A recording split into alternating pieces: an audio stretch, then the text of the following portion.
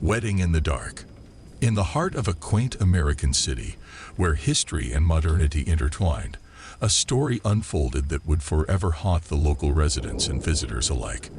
The tale began with an engaged couple, Clara and William, who had embarked on an exciting journey towards their wedding day.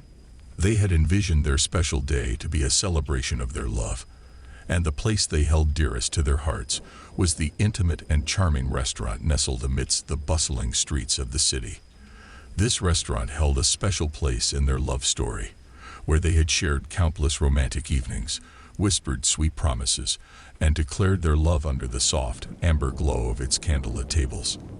The day arrived, awash with anticipation and excitement. The sky above was a cerulean canvas, a perfect backdrop for the joyous occasion that would unite two hearts as one. The couple exchanged vows in a quaint chapel, their love echoed by the melodious choir and embraced by their closest friends and family. As the newlyweds made their way to the restaurant for the reception, laughter and celebration filled the air. The restaurant was adorned with fragrant bouquets of flowers, the tables adorned with elegant tableware, and the lights cast a warm and inviting glow. It was everything they had ever dreamed of, a night to remember for a lifetime. But as the hours passed, their perfect day took an abrupt and devastating turn. Clara, in her radiant wedding dress, descended the restaurant's spiral staircase to greet the arriving guests. The air was filled with laughter and music as she made her way to the bottom step. It was here, in a cruel twist of fate, that tragedy struck. The bustling atmosphere, the bright lights, and the joyous celebration proved to be a stark contrast to the dark fate that awaited her. A misstep, an unexpected stumble, and Clara fell, a helpless and fragile figure tumbling down the unforgiving stairs. Her radiant smile faded in an instant, her laughter silenced as she succumbed to a tragic accident. The love story that had begun with such hope and happiness took an unexpected and heart-wrenching turn. Clara's life was extinguished on that very staircase, and the joyful celebration morphed into a somber and mournful occasion. The reception was marred by grief and disbelief, the guests struggling to come to terms with the stark and cruel reality that had unfolded before their eyes. The news of Clara's untimely demise cast a shadow over the entire city, her name whispered in hushed tones, and her memory etched into the hearts of all who had known her. The staircase that had witnessed the beginning of their love story now stood as a painful reminder of their heartache. In the days that followed, the restaurant underwent changes, both visible and unseen. The once vibrant and welcoming establishment took on a different atmosphere as it struggled to carry on in the wake of such tragedy. The staircase, where Clara had met her tragic end, became an eerie and unsettling spot. But it was not just the living who were affected by the loss of Clara. As night descended upon the restaurant and the last patron had departed, something inexplicable began to occur. The ghostly apparition of a bride, dressed in her wedding gown, descended the very staircase that had claimed her life. In the stillness of the night, with only the moonlight casting a pale glow, Clara's ghost made her nightly appearance. It was as if time itself had paused, and she embarked on a solemn journey. The ethereal figure moved gracefully and silently, her steps echoing in the empty restaurant. It was said that every night, after the restaurant had closed its doors and the world outside had fallen silent, Clara's spirit descended the stairs. With an otherworldly grace, she began to set the tables and chairs, arranging them meticulously for the wedding guests who would never arrive. Her phantom fingers worked with a tender and loving touch, as if the act itself was a poignant act of devotion and longing. Each piece of cutlery, each glass, and each place setting was arranged with the same care and attention to detail that she had dedicated to planning her wedding day. The atmosphere was surreal, a ghostly bride alone in the restaurant, carrying out her solemn duty in silence. The spectral apparition was an enigma, a manifestation of love and loss that defied explanation. Those few who had witnessed her haunting ritual were left in a state of shock and disbelief, unable to fathom the depths of her enduring love and the tragedy that had befallen her. The legend of Clara's ghost in the restaurant had spread throughout the city, an eerie and captivating tale that both intrigued and unsettled. It was a story of love that transcended death, a tale of devotion that persisted beyond the veil of life. The restaurant, once a haven for romance and celebration, had become an eerie and sacred space where the living and the dead seemed to coexist.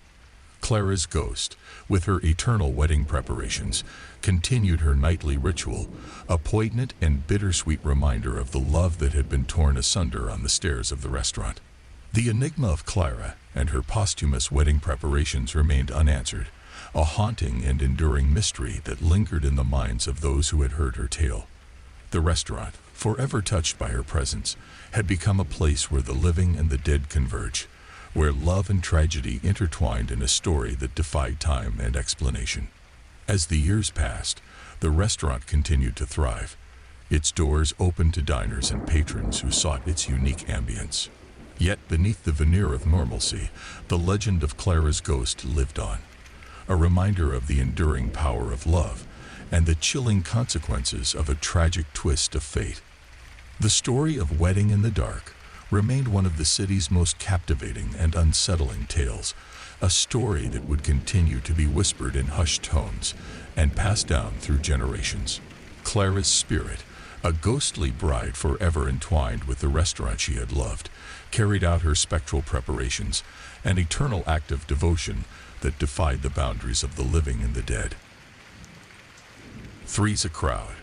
In a picturesque neighborhood of a quiet American city, where houses stood like sentinels in the moonlit night, the tale of Three's a Crowd would unfold. In this cozy suburban setting, two sisters, Emily and Lily, were home alone while their parents attended an event one chilly evening. The sisters, having shared a close bond from the very beginning, found solace in each other's company. On that particular night, as the clock's hands slowly crept towards midnight, they sat on Emily's bed, engrossed in animated conversation, weaving stories of adventures and dreams, each word drawing them closer together. The soft glow of a bedside lamp cast warm shadows across the room, and the sisters felt the comforting embrace of familiarity and sisterly love. The world outside seemed far away, and the darkness beyond the curtains held no fears for them. As their conversation ebbed and flowed, a sudden interruption shattered the tranquility of the night. The room was filled with the unmistakable strains of loud music, a discordant note that clashed with the serenity of their evening. Emily and Lily exchanged puzzled glances, their eyes reflecting mutual uncertainty about the unexpected intrusion.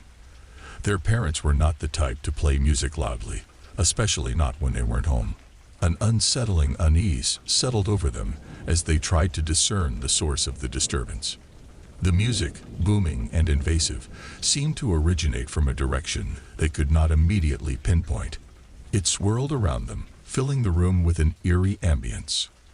Anxiety gnawed at the edges of their consciousness as they looked around, seeking answers that remained elusive. Summoning her courage, Emily decided to investigate the origin of the unwanted music. She slipped out from under the warmth of the covers, leaving Lily huddled on the bed. With each step, her footsteps were a hesitant whisper on the wooden floor, her heart pounding in her chest. The music grew louder as she ventured deeper into the darkness of the hallway, its source beckoning her like an eerie siren. It led her to their parents' room, where the door stood partially ajar, the dim light from the hallway casting eerie shadows across the room. In the dim room, she discovered the cause of the disturbance. Her father's laptop lay open on their bedside table, its screen illuminated by the harsh glow of the music video. The volume was cranked to its maximum, and the rhythm of the music permeated the room. The sight of the blaring laptop and the unfamiliar song brought a rush of confusion and unease. Emily quickly moved to lower the volume, her trembling fingers struggling with the controls. As she silenced the intrusive music, the abrupt silence was as unsettling as the music itself. Her mind raced, and an unsettling sense of vulnerability crept over her. The room felt different, as if it held secrets that had been unearthed by the intrusive music. Emily couldn't shake the feeling that they were not alone. Hastily, She retreated from the room and hurried back down the hallway to the safety of their bedroom, her heart still racing. She closed the bedroom door behind her, a futile effort to keep out the inexplicable fear that had gripped her. Lily, sensing her sister's disquiet, anxiously awaited her return on the bed. The silence that followed, pregnant with unspoken fear, deepened the sense of trepidation that had taken root in the room. Their quiet exchange was interrupted by an ominous presence, one that would shake their very foundations. Footsteps, slow and deliberate, echoed down the hallway, each step landing heavily like a portentous drumbeat. Emily and Lily exchanged wide-eyed glances, their unease deepening. As the footsteps grew closer, the sisters huddled together in the soft glow of the room, a feeling of profound vulnerability weighing down their hearts. Dread enveloped them as the haunting sound approached their bedroom door. Then it came, a deafening triple knock, as if a giant had struck their door with a heavy fist. The force of the knocks reverberated through the room, shaking the very walls. The sisters held their breath, their eyes locked onto the door, their hearts pounding in their chests. Yet, the door remained shut, and no one attempted to enter. The haunting trio of knocks hung in the air like an unanswered question, the room filled with an oppressive silence. Hours seemed to pass as they clung to each other, paralyzed by fear. The ominous presence, whoever or whatever it may have been, never crossed the threshold. The hours of darkness gradually gave way to the timid light of dawn, but the dread lingered in the room. The incident had left a mark on the sisters, a chilling memory that would forever bind them in the unspoken understanding of an inexplicable encounter. The presence in the hallway, the haunting knocks, and the unanswered questions would forever remain etched in their minds. The story of Three's a Crowd would become part of the city's folklore, an unsettling tale that left questions unanswered and fears unspoken. It was a story of an inexplicable intrusion, a chilling encounter that defied explanation, and a presence that ventured close but never crossed the threshold. As the years went by, the incident would be retold in hushed tones, a ghost story whispered in the dark corners of the city. Emily and Lily, though forever affected by the encounter, would find solace in their unbroken bond, their silent understanding of the unexplained terror that had visited them that fateful night.